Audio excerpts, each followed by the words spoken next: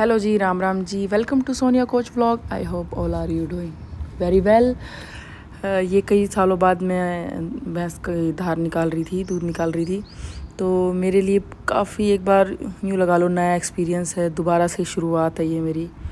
कई सोचेंगे क्या ये काम है, भैंस का काम करना, वो करना, ये करना, बट इसका भी अपना ही एक मज़ा है।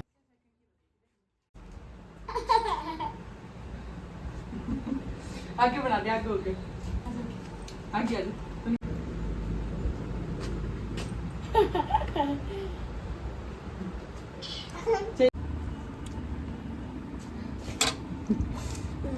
मजा आ गया और ले। जब भैंस ने सोचा कि आज देख के पूरे कर रहे हैं। बस रुक अभी इसके। वाह, देसी रहना, देसी खाना, यही है गाँव की असली पहचान। नमन ने भी काफ़ी इंजॉय किया। फर्स्ट टाइम नमन ने ऐसे डायरेक्ट धार मरवाई मुँह में, ये भी अच्छा होता है।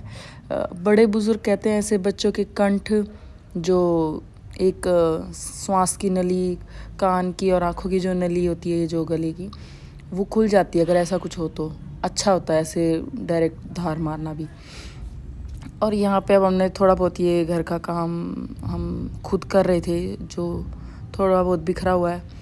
अब गांव में आ गए हैं तो थोड़ा सा अपने अकॉर्डिंग हम देख रहे हैं घर की साफ़ सफाई, या जहाँ से मेंटेनिंग की ज़रूरत है वहाँ मेंटेनिंग कर रहे हैं थोड़ा।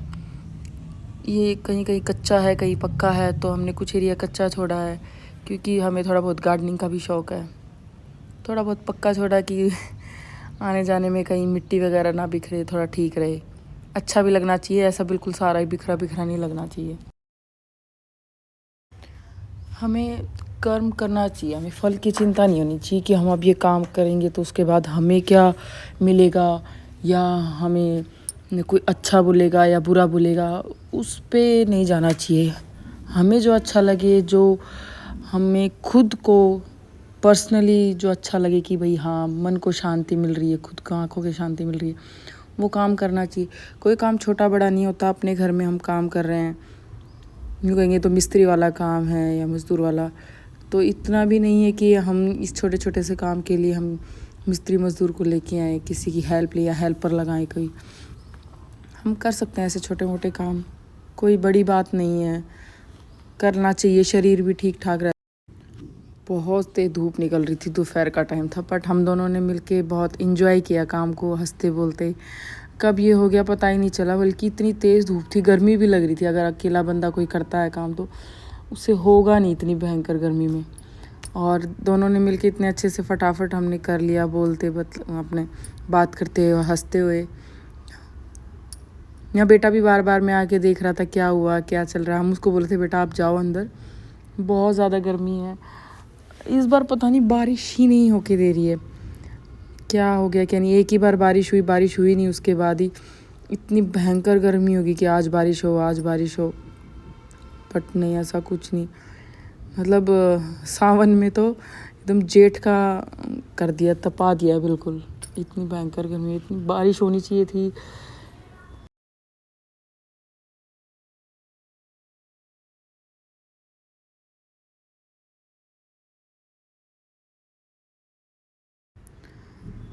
थोड़ा बहुत मौसम भी हो गया था, बादल से छा गए थे, थोड़ा बहुत अच्छा लग रहा था, हल्का हल्का बीच बीच में हो रहा था ठीक सा मौसम। तो हमने लगभग ये टेम्परेली भी कह सकते हैं, और अच्छा सा भी एक फ़र्श हमने कर लिया था यहाँ पे। बस थोड़ा सा लास्ट टचअप बाकी था, वो कर रहे थे।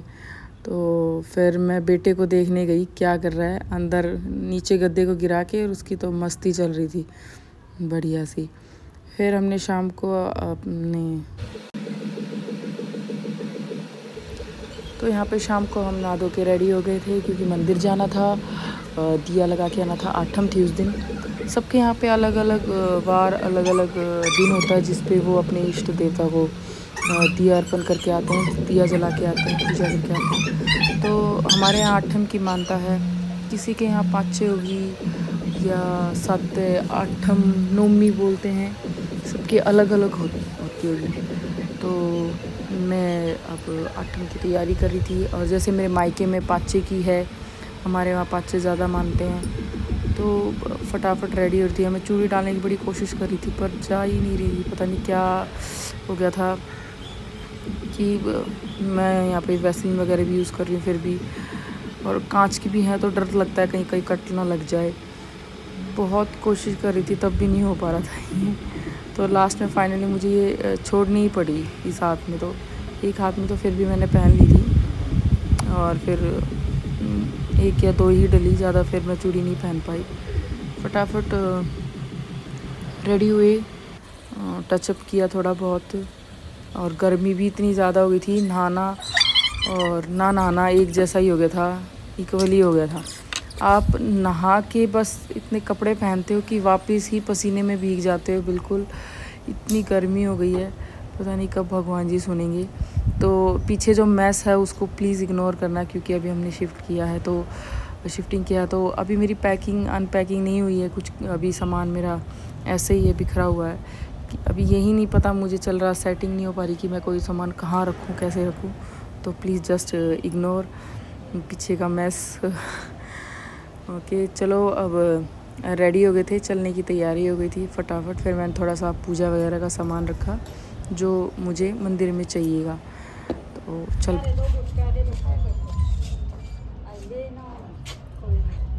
देखो मैं क्या लाया। नीचे फोन गिरा। मोदी देखो, देखो मैं क्या लाया। चूड़ी डाल रही थी या ये शिमला कोनी वो तड़के लाइट नहीं खराब हो रही थी, कौन थी भराए कोनी फिर वो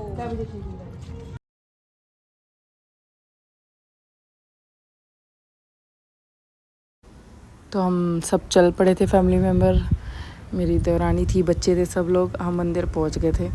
यहाँ पे ये ओपन जिम है, यहाँ बच्चे काफ़ी एंजॉय कर रहे थे, झूला झूल रहे थे।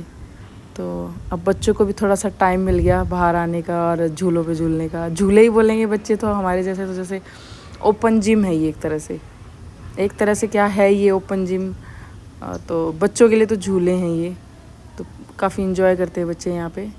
और फिर हम मंदिर के लिए चल पड़े थे, अपनी पूजा पाठ जो भी हमारा रिचुअल है जो भी करना होता है।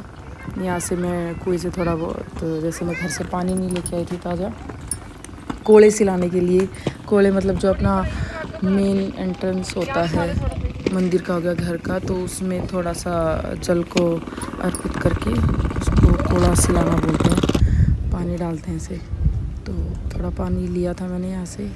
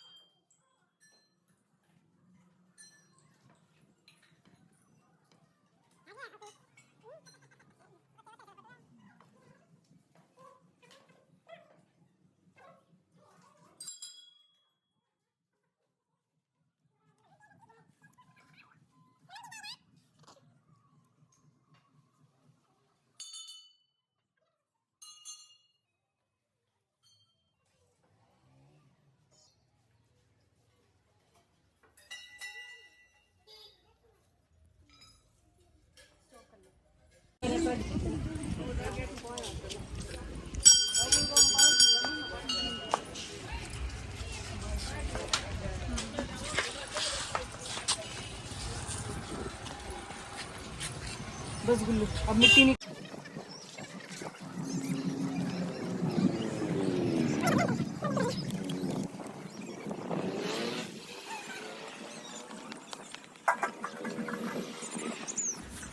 Thank you watching for my video please video को लाइक शेयर सब्सक्राइब करें शेयर करें लाइक करें कमेंट करें thank you and support me please